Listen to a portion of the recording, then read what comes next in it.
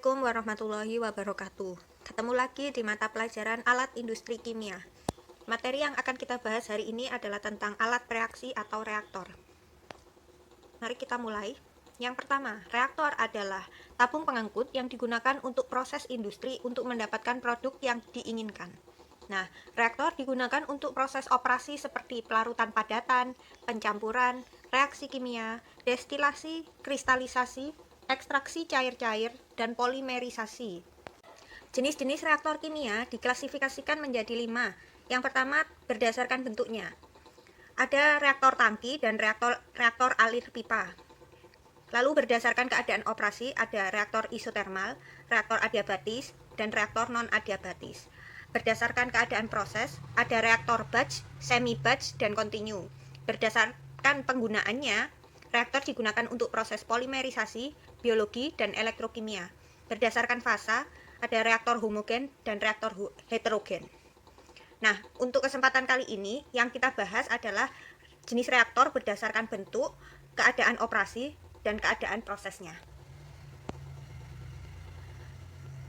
Lanjut ke jenis reaktor berdasarkan bentuk. Ada 2 bentuk, yaitu reaktor tangki dan reaktor pipa. Untuk reaktor tangki adalah reaktor yang berbentuk tangki berpengaduk, sehingga komposisi dan suhu di dalam reaktor setiap saat selalu homogen. Nah, reaktor tangki ini bisa digunakan untuk proses batch, semi-batch, dan proses continue. Sedangkan untuk reaktor pipa, reaktor ini tidak ada pengaduknya, sehingga biasanya disebut reaktor alir pipa. Nah, zat bereaksi yang berupa gas atau cairan mengalir di dalam pipa searah sejajar dengan sumbu pipa. Ini adalah gambar dari reaktor tangki, sedangkan ini adalah gambar dari reaktor pipa. Kita lanjut. Jenis-jenis reaktor berdasarkan keadaan proses, yaitu ada reaktor batch, reaktor semi-batch, dan reaktor continue. Nah, untuk yang reaktor continue itu dibagi lagi menjadi 2, yaitu reaktor RATB dan reaktor RAP. Sebelum kita bahas jenis reaktor berdasarkan keadaan prosesnya, kita ulas kembali tentang proses industri dulu. Yang pertama, proses batch. Proses batch ini adalah proses reaksi di mana pemasukan reaktan dan pengeluaran hasil dilakukan dengan selang waktu tertentu atau tidak kontinu. Sedangkan proses kontinu adalah proses reaksi di mana pemasukan bahan dan pengeluaran produk dilakukan secara berkesinambungan dengan laju tertentu. Nah, untuk proses semi-batch adalah proses reaksi di mana terjadinya itu di antara sistem batch dan sistem kontinu. Kita mulai ke jenis reaktor batch. Reaktor batch adalah tempat reaktan bereaksi di mana tidak ada penambahan bahan masuk maupun bahan keluar dari reaktor. Nah, reaktor batch ini berbentuk reaktor tangki yang memiliki agigator dan sistem pemanas atau pendingin integral. Reaktor batch ini cocok digunakan untuk produksi berkapasitas kecil, misalnya dalam proses pelarutan padatan, pencampuran produk, batch distillation, kristalisasi, ekstraksi cair-cair, proses farmasi, dan proses fermentasi. Nah, berikut ini saya punya video tentang cara kerja dari reaktor tangki dengan sistem batch. Ini adalah contoh reaktor tangki. Dan di sini adalah contoh pembuatan asam format menggunakan reaktor tangki. Nah, pengaduk ini namanya agigator, sedangkan baling-balingnya itu namanya impeller. Di sini kita bisa lihat reaktan yang digunakan adalah natrium format dan asam sulfat. Direaksikan dalam reaktor tangki dengan waktu tertentu, kemudian akan menghasilkan asam format. Nah, ini adalah persamaan reaksinya. Kita lanjut ke reaktor semi-batch. Reaktor semi-batch ini adalah reaktor yang berbentuk tangki berpengaduk.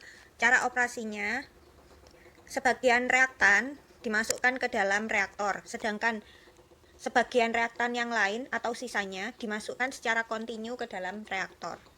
Nah, reaktan yang masuk bisa dihentikan dan produknya bisa dipindahkan selama reaktor tersebut beroperasi.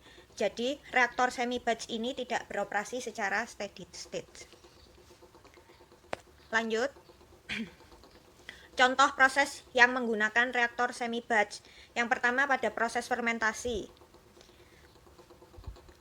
Tangki fermentator yang digunakan. Ragi dimasukkan sekali ke dalam tangki. Namun, karbon dioksida yang dihasilkannya dikeluarkan secara kontinu.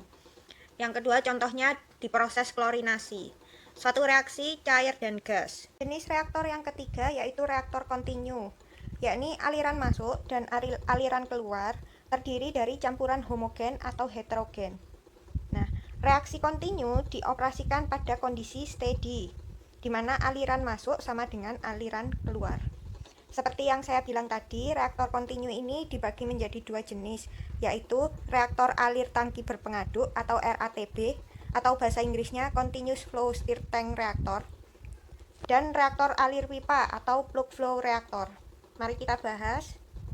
Yang pertama, reaktor alir tangki berpengaduk atau lebih sering dikenal dengan reaktor CSTR. Nah, reaktor ini merupakan tangki berpengaduk yang disusun secara serangkaian dan diasumsikan pengaduknya itu bekerja secara sempurna, sehingga konsentrasi komponen dalam reaktor sama dengan konsentrasi aliran yang keluar dari reaktor. Ini gambarnya seperti ini. Jadi ini serangkaian reaktor CSTR. Nah, reaktor ini bisa disusun secara seri maupun paralel. Nah, perbedaannya adalah reaktor yang disusun secara seri, feed yang masuk ke reaktor pertama akan bereaksi membentuk produk yang belum optimum, sehingga produk yang belum optimum tadi akan masuk kembali ke reaktor yang kedua, dan seterusnya sampai akhirnya akan mendapatkan produk yang optimum seperti yang diinginkan. Maka gambarnya seperti ini. Beda lagi dengan reaktor susunan paralel. Feed akan masuk ke masing-masing reaktor, kemudian bereaksi satu kali di masing-masing reaktor. Nah, produknya akan keluar dari masing-masing reaktor, kemudian produknya akan dijumlahkan. Nah, kekurangan dari reaktor yang disusun secara paralel ini, konversinya jadi lebih kecil karena reaksinya hanya satu kali. Gambarnya seperti ini. Nah, berikut ini saya juga punya video tentang trouble yang terjadi pada reaktor CSTR. Mari kita lihat. Ini adalah masalah yang terjadi pada reaktor tangki. Yang pertama, kita lihat yang warna pink ini adalah feed yang masuk. Kemudian ini adalah proses mixingnya. Nah, yang di kanan kiri yang warnanya biru itu dinamakan dengan dead zone. Nah, ini artinya adalah di zona tersebut tidak terjadi proses mixing yang sempurna. Kemudian ini masalah yang kedua di reaktor CSTR. Ketika feed masuk, kemudian dia dinamakan bypass, artinya tidak seluruh feed termixing sempurna di dalam reaktor, tapi langsung keluar ke pipa outlet. Selanjutnya tentang reaktor alir pipa atau plug flow reactor atau PFR. Reaktor ini bentuknya pipa dan beroperasi secara kontinu. Di dalam reaktor PFR, selama beroperasi, bahan baku dimasukkan secara terus-menerus dan produk reaksi juga dikeluarkan secara terus-menerus, sehingga tidak ada pencampuran ke arah aksial dan semua molekul mempunyai waktu tinggal yang sama di dalam reaktor. Reaktor PFR ini memiliki efisiensi yang lebih tinggi dibandingkan dengan reaktor CSTR. Nah, aplikasi dari reaktor PFR ini adalah untuk sintesis amonia dan untuk oksidasi sulfur dioksida jadi sulfur trioksida. Reaktor PFR ini ada yang bentuknya tunggal dan ada juga yang rangkai. Nah, sama dengan reaktor CSTR, reaktor PFR ini yang bentuknya rangkai bisa disusun secara seri dan paralel. Perbedaannya, reaktor PFR yang disusun secara seri konversinya akan sama dengan reaktor PFR tunggal yang panjangnya sama dengan jumlah panjang tiap reaktor PFR penyusun. Sedangkan kalau reaktor paralel itu gunanya untuk meningkatkan kapasitas produksi dengan konversi yang lebih banyak. Oke, berikut ini adalah video tentang cara kerja dari reaktor PFR. เป็นเครื่องบริกรแบบรักโซลเครื่องบริกรแบบนี้ทำงานแบบ CSTR คือทำงานแบบไหลต่อเนื่องแต่จะไม่เหมือนกับ CSTR ที่มีการผสมกันจนความเข้มข้นเท่ากันตลอดทั้งครั้งส่วนมากเครื่องบริกรแบบรักโฟจะมีความยาวหลายเป็นคนเป็นท่อนตรงอย่างในรูป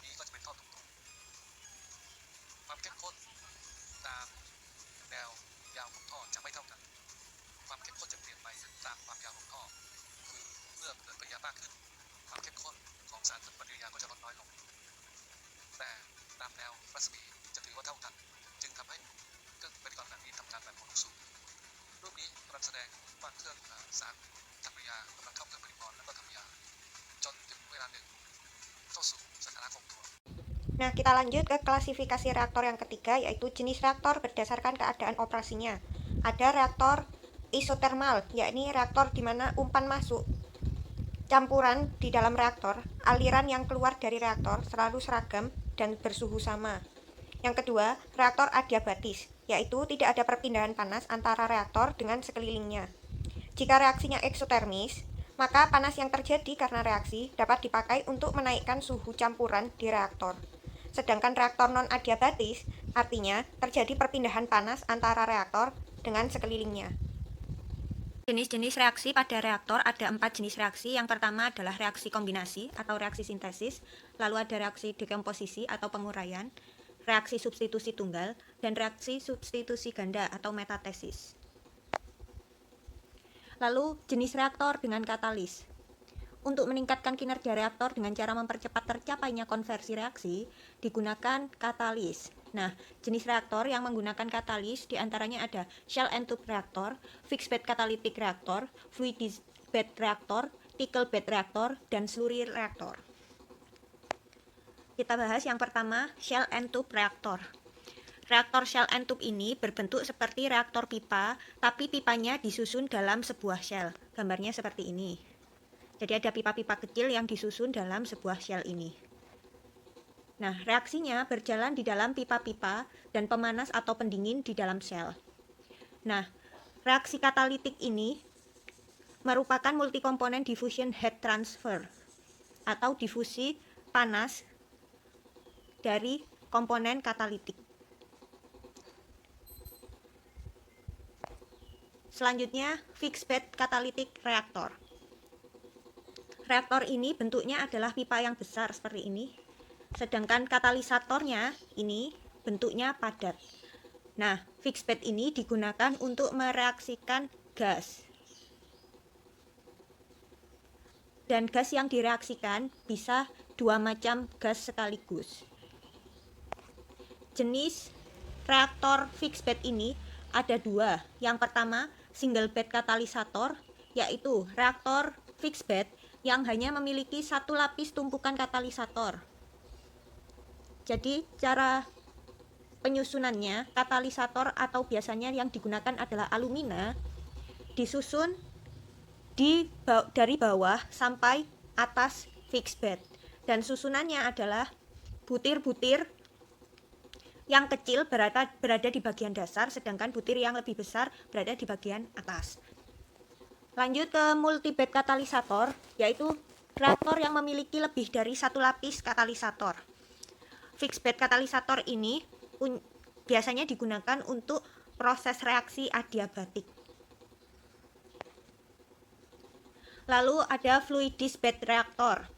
Nah, reaktor ini digunakan untuk pencampuran atau pemisahan fase zat. Misalnya pemisahan fase cair dengan fase gas. Nah, katalisator yang digunakan juga berbentuk padatan.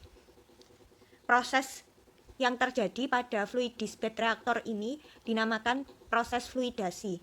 Jadi feed akan masuk dari sebelah kiri atas sini, sedangkan katalisnya berada di bawah sini, yang akan mempengaruhi kecepatan reaksi. Pada proses pemisahan, gas-gas akan keluar ke atas, sedangkan fase cair akan keluar melalui outlet sini. Yang keempat, trickle bed reaktor. Reaktor dengan packing katalis di mana fase cair dan fase gas mengalir searah ke bawah, mengalami interaksi dengan katalis padat. Nah, reaktor ini digunakan untuk memanaskan feed menjadi vapor. Nah, biasanya trickle bed reaktor ini digunakan untuk pemisahan hidrokarbon. Dan yang kelima adalah slurry reaktor. Reaktor ini menggunakan liquid sebagai reaktan dan solid sebagai katalis. Namun di beberapa keadaan ada juga gas yang bertindak sebagai reaktan yang diembunkan melalui reaktor ini. Nah, katalis di sini bertindak sebagai sluri atau penyatu yang membuat penambahan atau pengambilan katalis tersebut dalam proses reaksi menjadi mudah. Nah, ini adalah gambar dari sluri reaktor. Gas yang dihasilkan akan keluar dari sini, sedangkan fase liquid akan keluar dari sini. Sebelum keluar, dia terjadi proses separasi atau filtrasi dari liquid dengan katalisnya. Oke, cukup sekian materi yang bisa saya sampaikan. Sampai ketemu di materi selanjutnya. Wassalamualaikum warahmatullahi wabarakatuh.